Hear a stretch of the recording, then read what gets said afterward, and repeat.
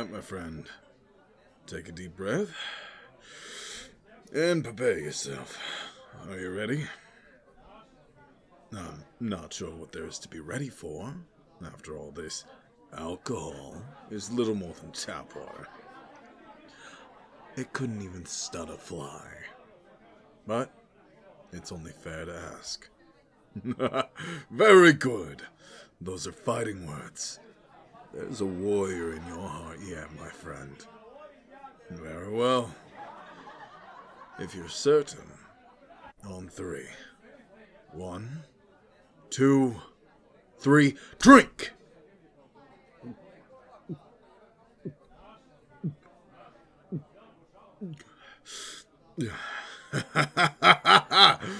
Another victory under my belt.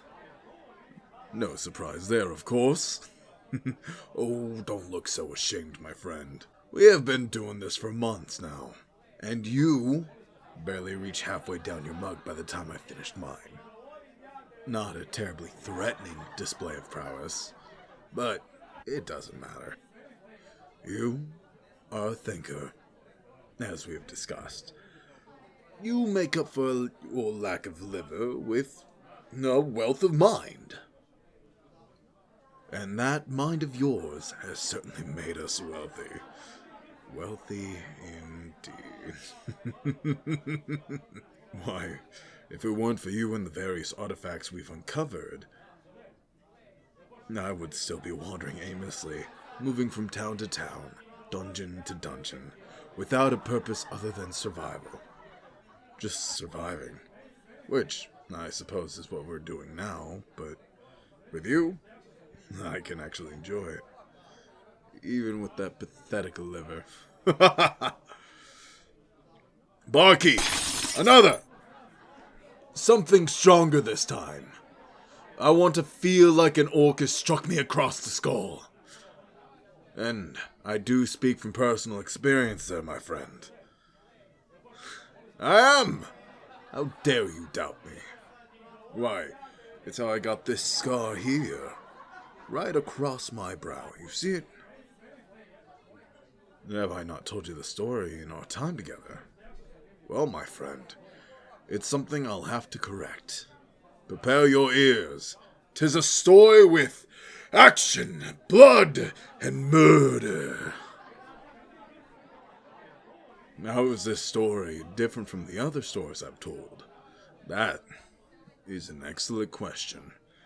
It's different because I have not told you this one yet. Yes, you cannot disagree there, can you? Now shut up. Allow me to refresh myself with this beverage, and I shall tell you the tale of the Green Riders of the Black Hills. I would like to see you come up with a better title. Now, are you going to allow me to start? Thank you. 'Twas a dark and stormy night, fairly typical for the hills of the Blades. They are not a pleasant place. What was not typical, however, were the Green Riders moving across them. Green is an uncommon color upon those hills. Any grass that lies upon them is long since dead, so the orcs riding atop their dark warg beasts stood out like a sore thumb. They rode from settlement to settlement, farm to farm, killing whoever they found, and taking what little supplies survived the rampage. They did not kill to survive, you see. They killed for sport. It is not a mindset we Blades are completely unfamiliar with, or unsympathetic towards. But the orcs had made one large mistake. The settlements, as you might have guessed, were in our territory. The people living there were under our protection. So, as soon as the clan heard of the greenskins moving across our lands, killing those who live there, we sent a small group of our greatest warriors to track them down. And kill them. I was one of the group's leaders, as you might expect. My experience is legendary after all. But I was accompanied by a battle brother of mine, named Cuddle. Ah, what's that, my friend? Ah, yes, Cuddle was a very good friend of mine, a mighty warrior. Though we are not related by lineage, we had an even stronger bond, as we were tied by the blood we shed in war. Past tense. Whatever does that mean? Yes. I no longer consider him a friend. Once my views on the Blades became apparent, they were one of the first to force me into exile, in a manner of speaking. But stop distracting me. This is my story, and I will tell what I wish to tell. Now, where was I? After days of following nothing but death and destruction, we found the orcs in the middle of a feast. They conquered the largest settlement not owned by any of the clans, cutting through the few warriors protecting it with brutal ease. As we approached, we noticed a smell. The smell of a certain kind of meat. Not rare upon these hills, but still uncommon and outlawed by most clans. Yes, my friend, it seemed they'd grown tired of the taste of human food and decided to eat the humans instead. Your face! So pampered, you landlubbards. Fear not, my friend. Never have I taken one bite of human flesh. Though the smell coming from the village was certainly tempting. I'm kidding. Learn to take a joke. Do they not teach humor at your academy? Obviously, it's not something you take naturally to. Anyway, we knew the orcs were cowards, only fighting their superiors when their backs are against the wall. So we adopted a method uncommon to us, being the way of stealth. Despite not being used to such tactics, we took to silence quite quickly, and soon the dozen orcs that had attacked the village were whittled down to just 3. Whittled. Do you like that word? I learned it from you. Soon, it was just the orc chieftain and its bodyguards in the village center. And by that point, they knew we were there. They called us out, and we answered. 3 against 3. A fair fight. More than they deserved. I took the chieftain, Cuddler, to the bodyguards.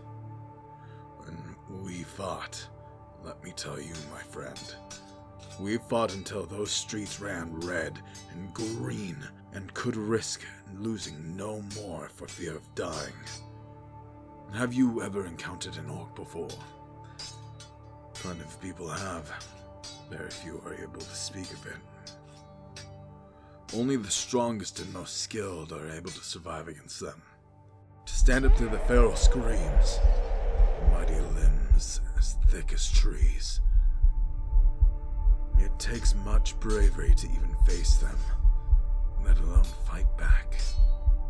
Thankfully, as you know, I have more than my fair share of that emotion. I rushed at the chieftain, old Brutus here in my hand. The ground was wet and slick with mud, which worked to my advantage. You see, the monster swung its club at me, aiming for my head. And I know what you're thinking. It wasn't that blow that gave me the scar. Such a strike would have knocked my head clean off, I tell you. No.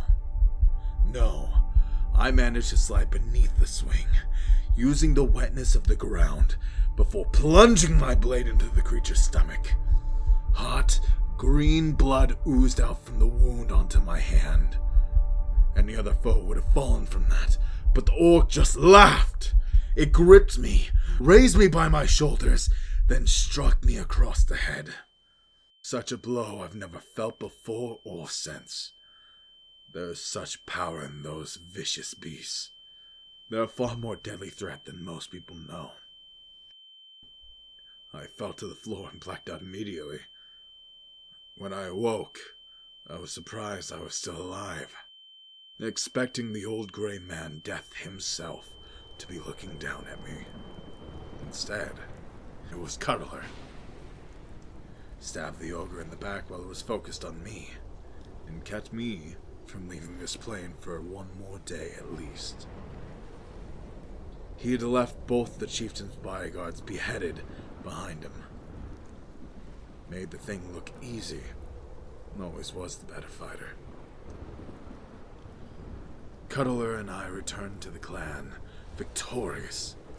But the clan's leaders were not happy when they heard what we told. They said what Cuddler had done to save me was cowardly, and chained him up.